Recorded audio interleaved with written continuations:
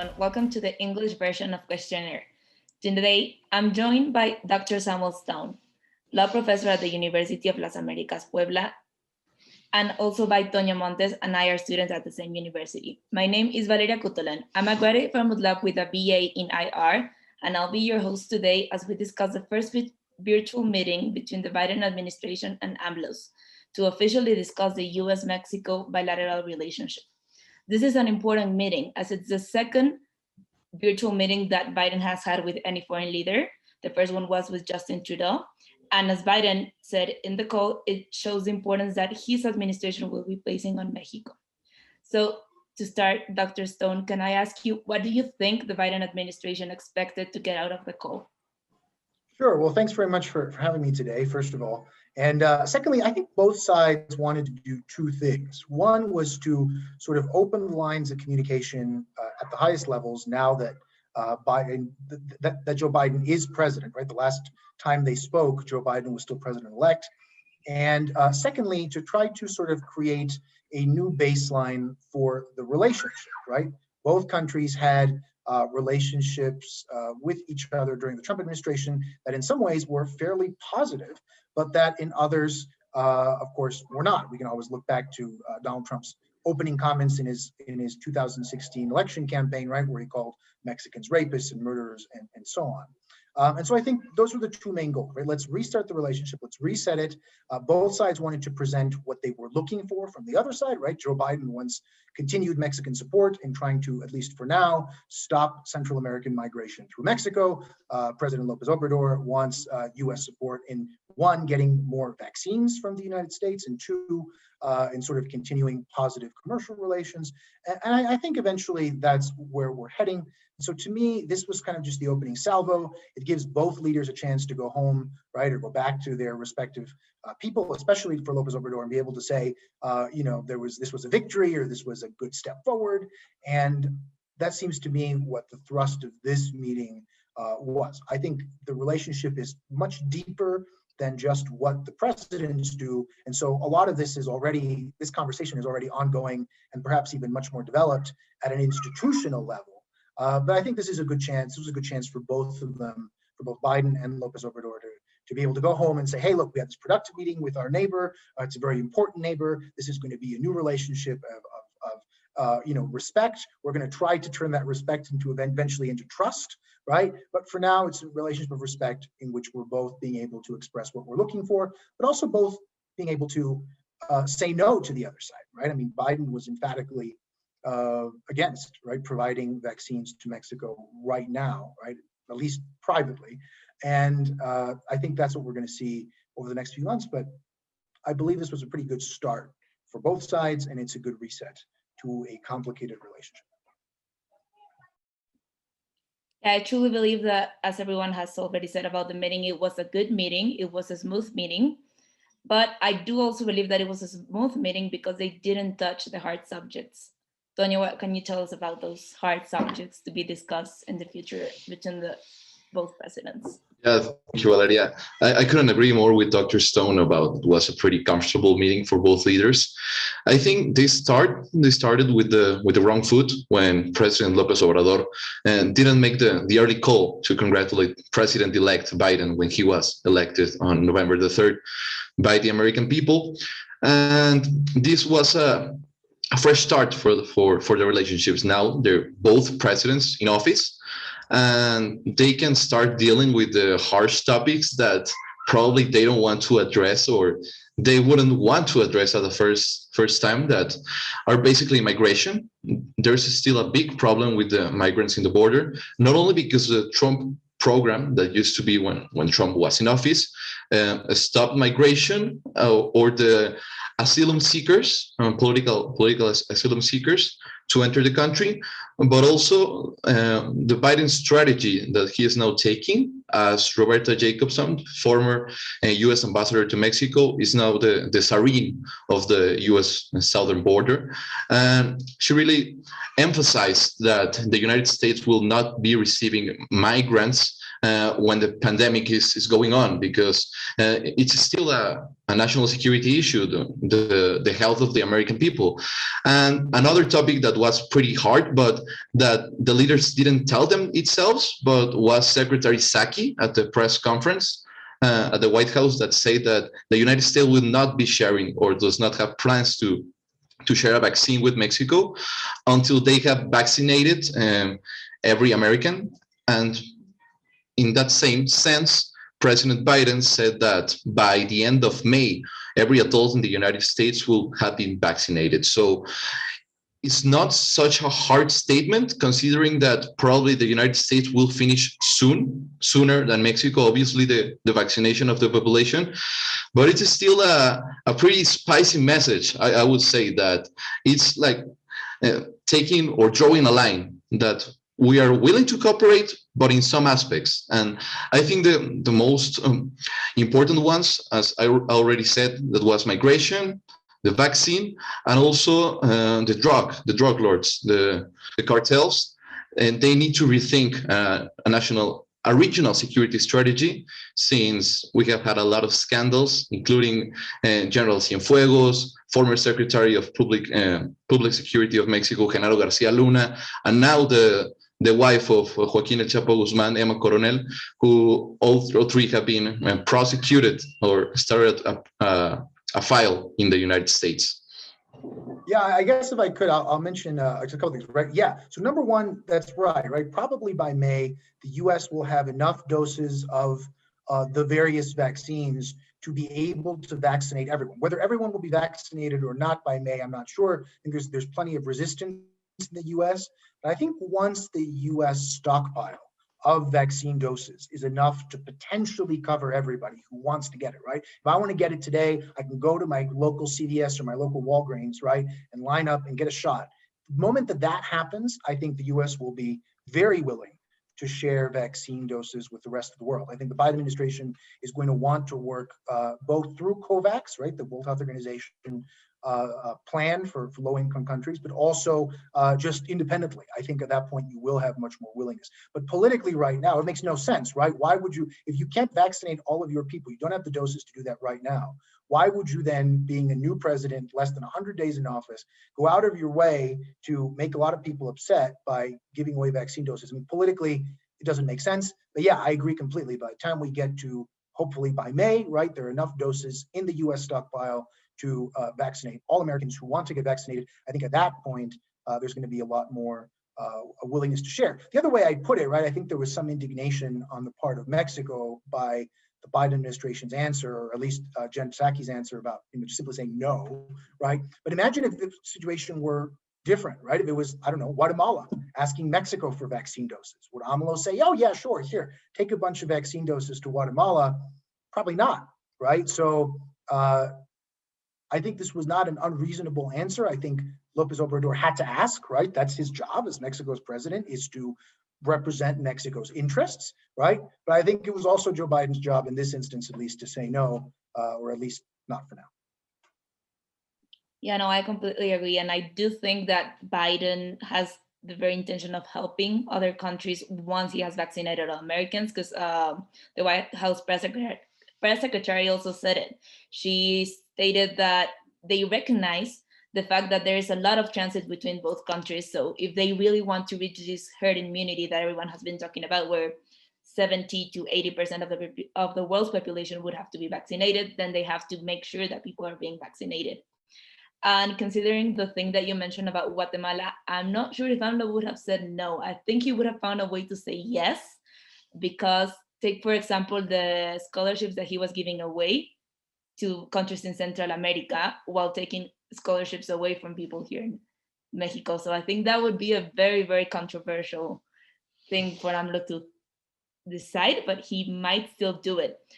And I also think that asking Biden about it was a very smart political move, because if the meeting hadn't gone smooth, if there had been any type of tension, then he could have just chucked it up as Biden was mad that I dared to ask about it, like all this neoliberal administration would say no and everything. So I think that was very interesting, and it was a smart move that paid off for both administrations, because AMLO can say, hey, I asked, and he didn't fully say no. He just said not now. And then Biden can say now's not the moment, but we're keeping our options open. So I think Right. that's very important.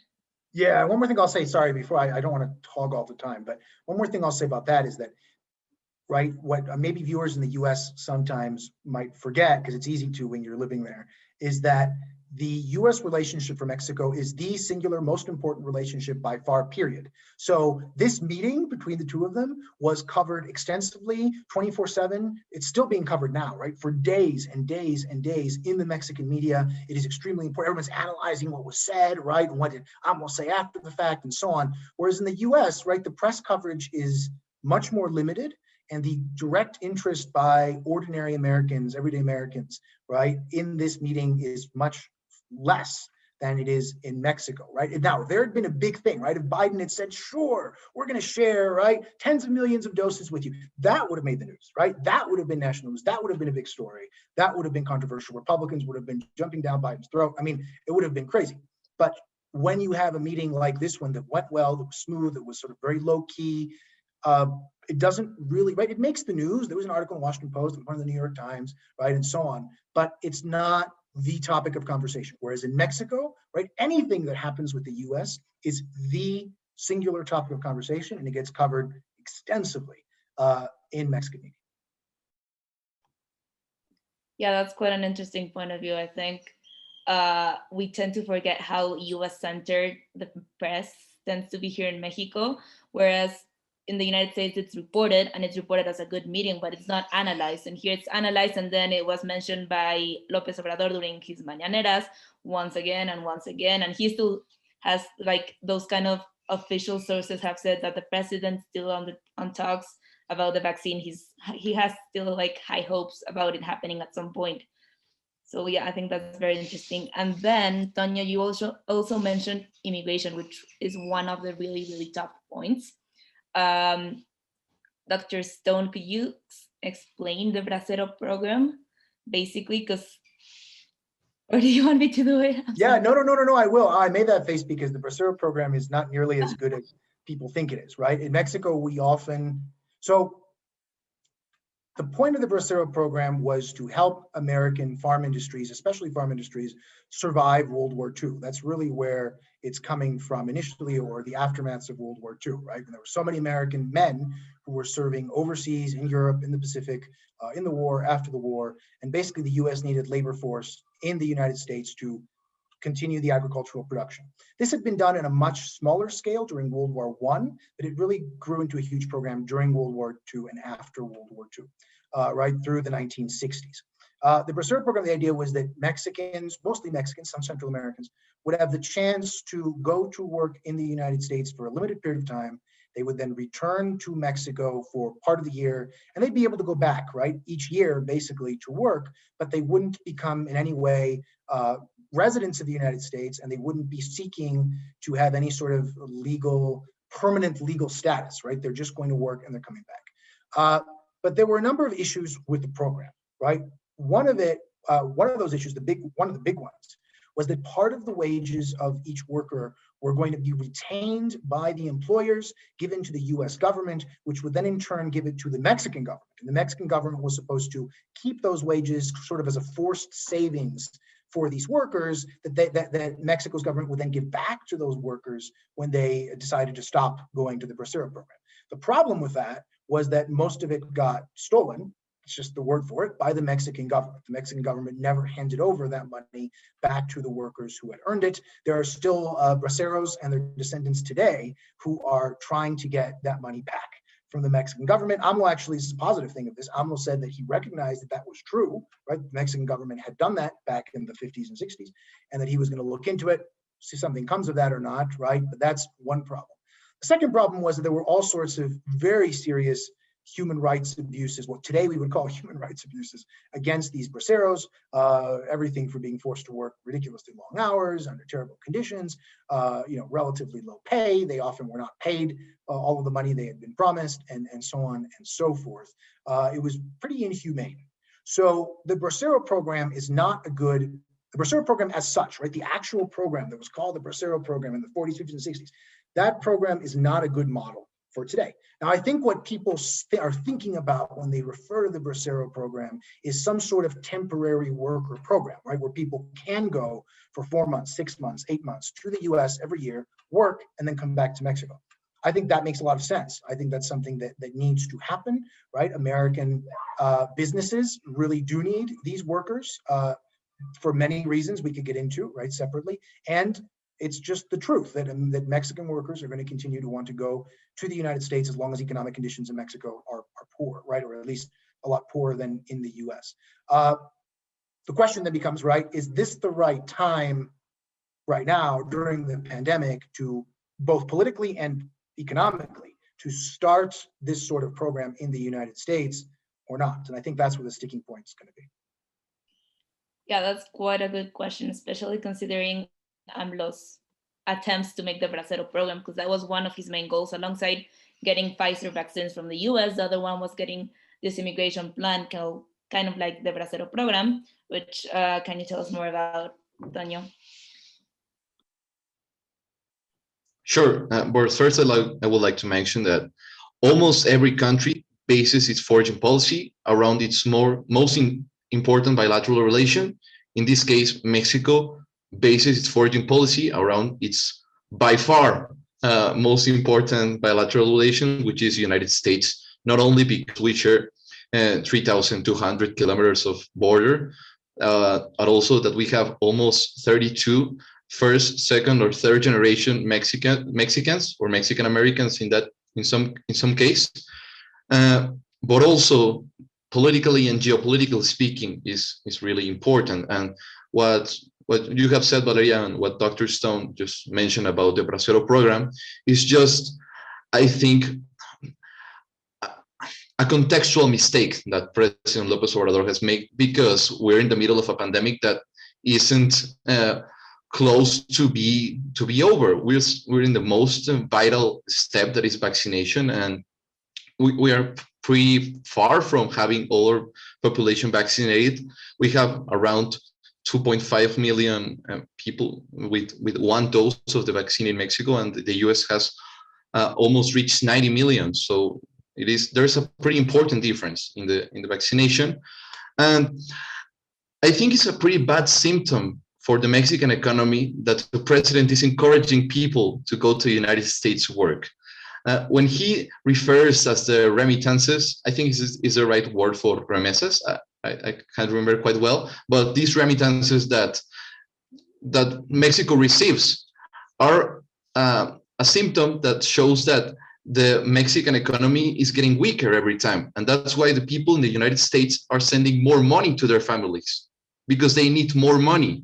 So I think it's not something to be proud of or something to show as an achievement of this administration or something to encourage. But I can agree with the point that Dr. Stone said, because the population of the US will turn to age faster than the Mexican population. The workforce or the labor strength of Mexico is currently younger than the United States one. So this means that the United States business and enterprises will need our workforce, because it's a primary source, not only because of the geographical location, but all the bonds that unite these two nations are keen to this aspect. I don't think it's a terrible idea of President Lopez Obrador, this Bracero program, but I think the political context that he is suggesting it is not the best one to get it to work. I think probably in 2022 or probably 2023, when the pandemic is almost over, worldwide speaking, I think it could be a great idea, but I don't know if it could work by today. Yeah, I guess I'll say two things very quickly about that. One, I think politically for Lopez Obrador, it made sense to ask right now, right? Because they are in Mexico, right? For those of you who might not know, in Mexico, we are only about a few months away, right? 4 months away from the midterm elections, where all of Congress, both houses of Congress and other positions will be up for re-election. Right now, the president's party here in Mexico controls both houses of Congress. Whether that's going to last is a different question. So I think politically for him, it made sense to ask, right? Again, even maybe from the point of view of what his role is. His role is to represent the interest of Mexico, right? And if Mexico can get doses of the vaccine from the United States, well, that's excellent for Mexico, right? So I don't think that his ask was a bad idea. I think that right now it's not going to happen, right? Precisely for the reasons that Toño, that you just said, right? I think that's exactly on point.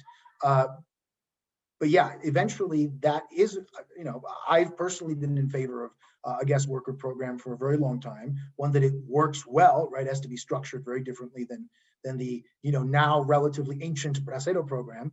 But a guest worker program, I think, will work. But as you said, politically in the US, it's unviable, at least for now, because the argument against it is going to be, whether this is true or not, the argument's going to be Americans can fill those positions. Why are you bringing in these foreigners, right? I don't think that's a very good argument in reality, but it's an easy argument to sell. And it's an argument that large parts of the American population is already kind of predisposed to believe. And so politically, it's just not going to happen. On the US side, it makes sense for Biden to say no very firmly. And on the Mexican side, it makes sense for AMLO to ask for it, right? So at the end of the day, going back maybe to where we started with this call, in my mind, the call achieved what both leaders wanted to, right? Which is to basically stake out their positions and be able to go back to their people and say, look, I did what I was supposed to do, right? I asked for the vaccines. I asked for the guest worker program. If you're AMLO and if you're Biden, say, I said no to the vaccines. I said no to the guest worker program. And so I think besides sort of staking out this base of this basis for a better relationship, I think both leaders, the call was politically beneficial to both leaders, even if they got nothing really substantive out of it. I think probably the substance in the call wasn't the one with the presidents, as you said, Doctor, but I think that the very technical and really detailed and the specifics based call was with Chancellor Marcelo Ebrard and Secretary of State Antony Blinken. I think the topics that were held in that call were way more technical and were way more specific about the details of their problems around the bilateral relation, and that this call with the presidents was pretty political, protocol based, just like a requirement, a formal act that was needed to fulfill.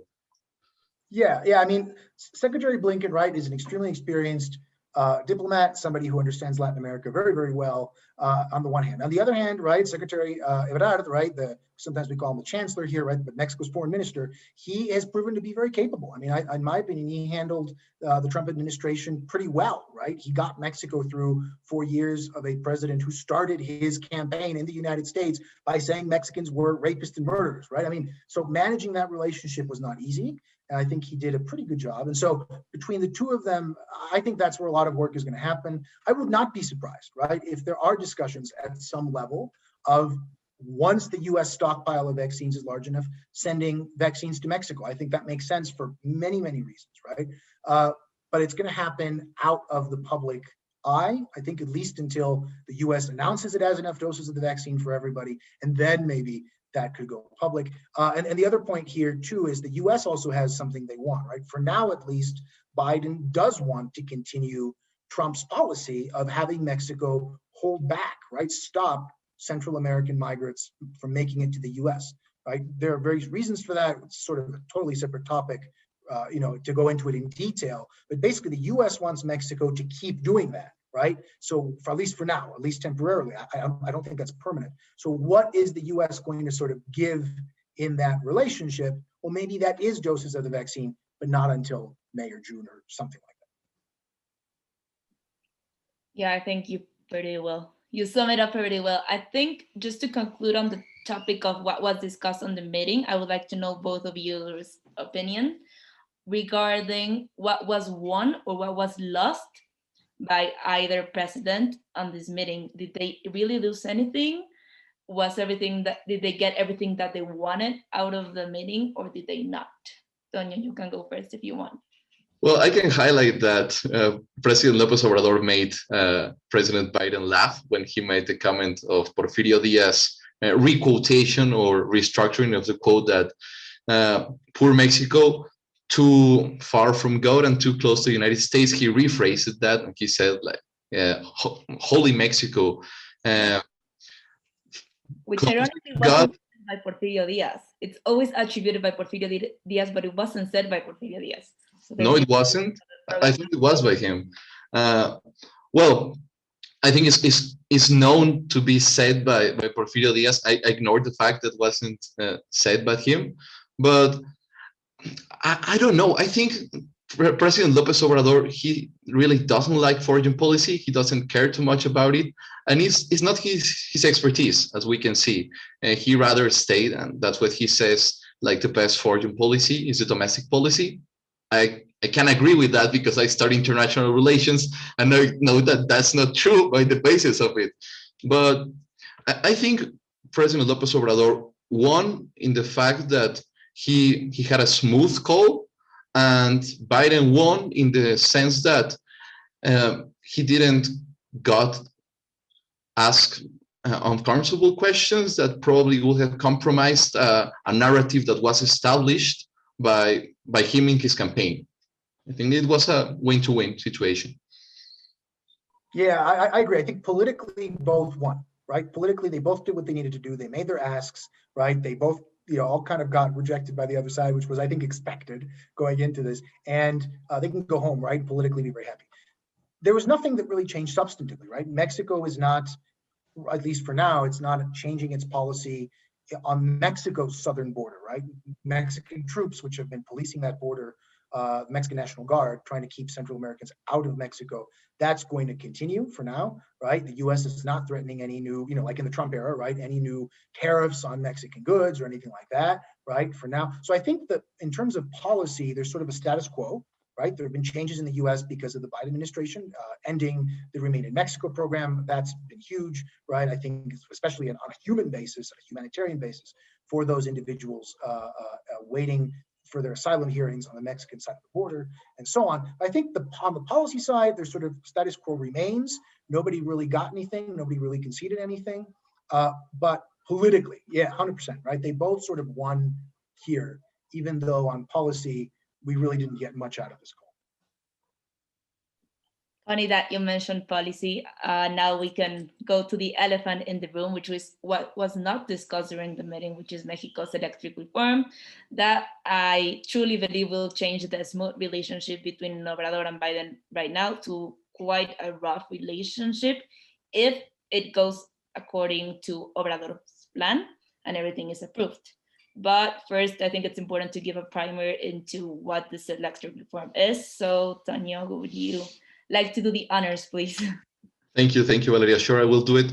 So basically, as Dr. Stone said, Morena, which is a ruling party in Mexico, controls both the Chamber of Deputies, like the equal of the House of Representatives, and the Senate.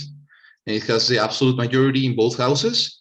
And that means that it's pretty easy for the president to pass laws on any area that he wants, basically. And he issued this preference initiative. It's called Iniciativa Preferente in Spanish. That means that is a bill that the president wants it to be discussed as soon as it can be.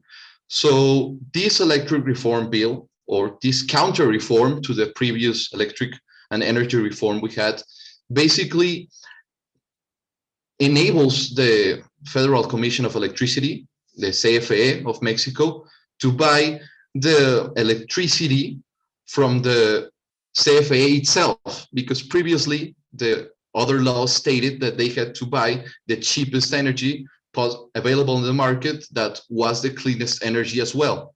So this means that Mexico is going to produce and is going to buy more dirty energy, more fossil fuel-based energy, which is something that goes against the United States-Mexico-Canada Treaty, and it's something that is worrying the American enterprises, the United States enterprises that have investments in clean energy here in Mexico, like solar panels, eolic fields, hydroelectric energy.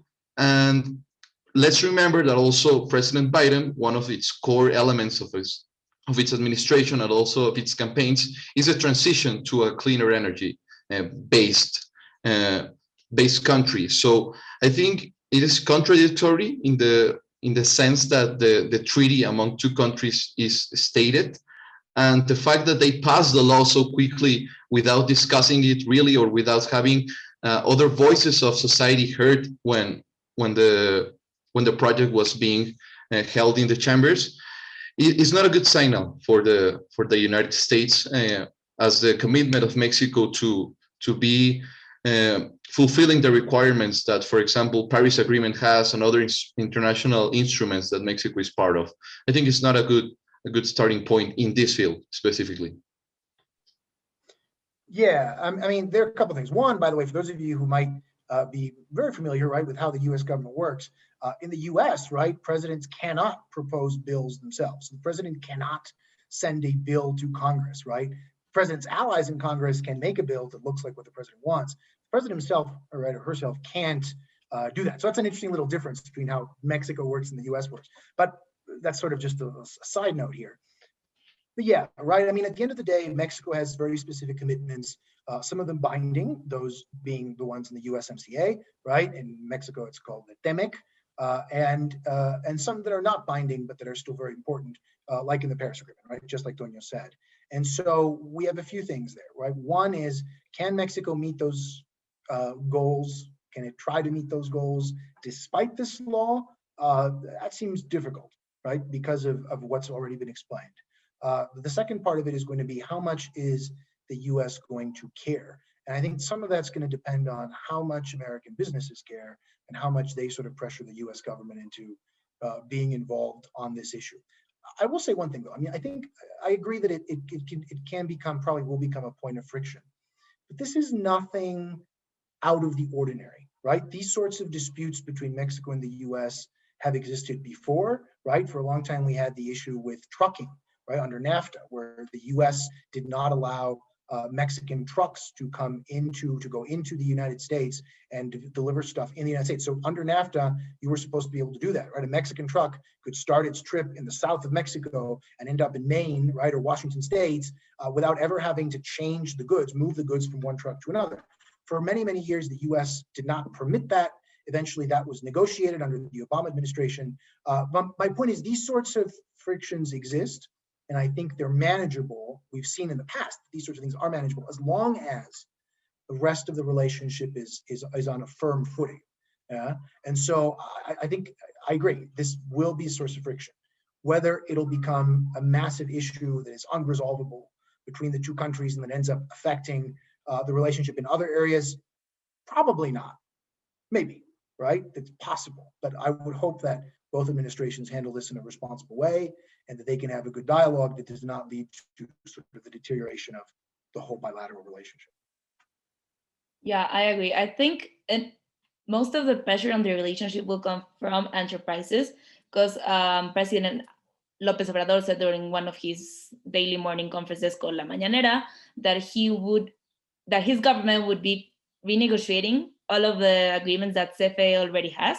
It's the Federal Electric Commission, which is a state-owned company, as its name implies, and it is the one that's in charge of supplying all of the power to Mexico.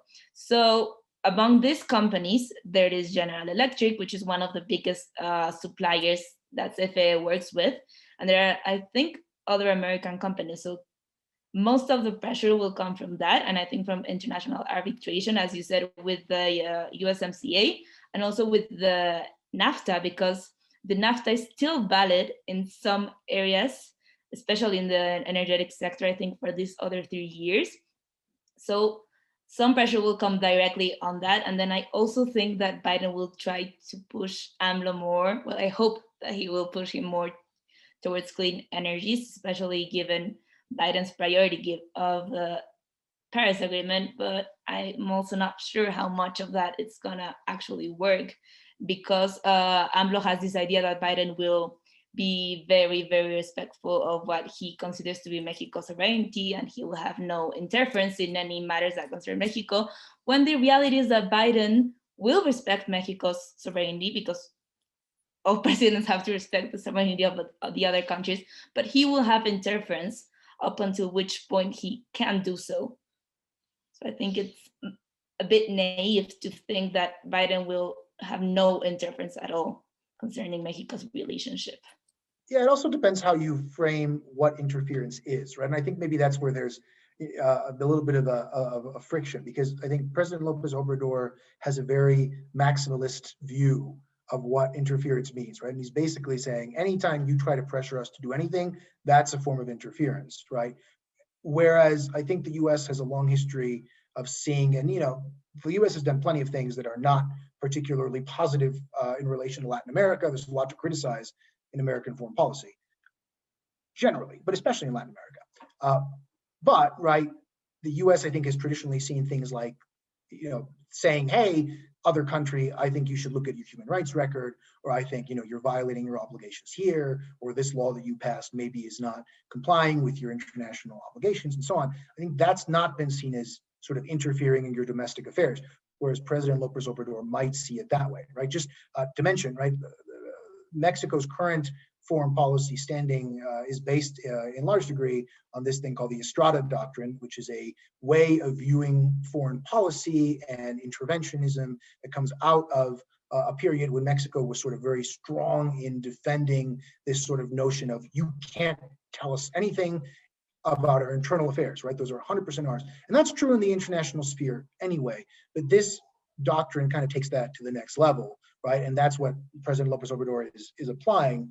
And so I think there might be just the difference to there of interpretation. And hopefully Secretary Blinken and President Biden will understand that, right? That maybe there are, you'll be able to make suggestions and so on, but that are framed or phrased in a way that aren't going to sort of offend President Lopez Obrador's views of what interference in domestic affairs means. That'll be an interesting sort of, just from a sort of analyst game, that'll be an interesting perspective, an interesting sort of dynamic to watch over the next few months and years.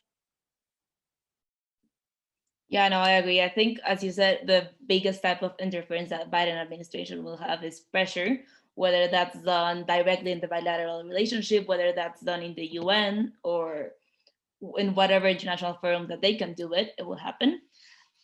But just to close and to conclude with this program, I want to ask you to what you think the biggest challenges will be during this year for the US-Mexico bilateral relationship.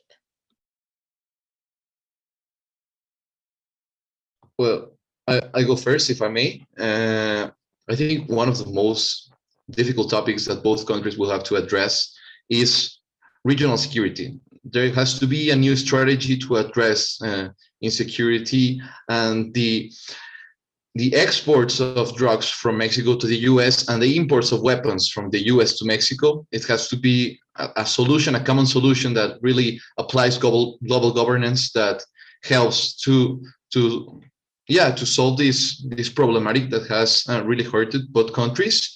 And I think the vaccines will be the topic through the entire year. Like, at what extent or at what point does the US and Mexico, because let's remember that we have the largest transit of people in a border in the world. San Isidro and Tijuana border is the most transited border in the world. I don't know the exact number of people that transited, but it's millions and millions daily. So I think the matter or the issue with the vaccines has to be addressed seeing as a regional problem, not as an individualistic state-owned problem. And I think that will be the real challenge that both presidents will have to meet, both countries. Yeah, I would add to that immigration for 2021. I think the immigration issue is going to end up being resolved positively for both countries, right? I think AMLO is pretty eager to get all of these asylum seekers who are in Mexico out of Mexico and into the United States, and that's already starting to happen. But I think at some point, once the US is able to get its immigration system back in order, because right now it's in really terrible shape. I mean, President Trump left a disaster when it comes to the US federal immigration system. But once that's in order, I think there might be also some release of pressure on Mexico to continue fielding these troops on the southern Mexican border, right on the border with Guatemala. And there might be a new flow of asylum seekers to the US, but that is much more organized. So I think the immigration issue will eventually get resolved in a positive way for both countries, but it might not happen during 2021. So during 2021, that might be a big issue as well. The one thing I'll add about security, that's the one topic that really did not get discussed at all on the call between Trump and Biden. I'm sorry, between Lopez Obrador and Biden, right? We had basically no discussion in the joint communique after the call, right? After the meeting, there was like one sentence about it, right? We're going to improve our law enforcement, okay, right? But like Toño said, that really is a bilateral issue. It's an issue that needs to be addressed jointly by the countries. You cannot resolve it in one or the other. I think Biden knows that, right? Biden has long experience working with Latin America. He was the chair of the subcommittee on narcotics, for example, in the Foreign Relations Committee. But also Obama was the first American president back in 2009 to recognize publicly at the Summit of the Americas in Trinidad and Tobago in March, I believe, of 2009, to say, yeah, right, the drug problem is not just Mexico's problem, it's both of our problems, right? Because of the guns, because of the money, and so on. So I'm pretty confident eventually we'll get to that, but there are a lot of issues there that need to get resolved. There are now some questions of trust because of the Cienfuego incident, as I'm calling it, right? The Cienfuego situation. So yes, that's going to be a long-standing issue between the two countries, one that is probably the thorniest, but it's also one that is perhaps the least immediate, at least for the United States. Yeah, I agree with both of you. I think you both covered the most important topics, and I would just add to close, the economic situation in both countries will definitely have to be discussed, and they all go tight in hand, whether that's creating a new Bilateral program and how that will impact the economy, whether that's sharing vaccines and how that will help the economy of both countries, whether it's electric reform and if it violates the free trade agreements between both countries. The economy will also be a big topic on the relationships between both countries. So I think that's it for today. Thank you very much for being here with me and discussing this important topic.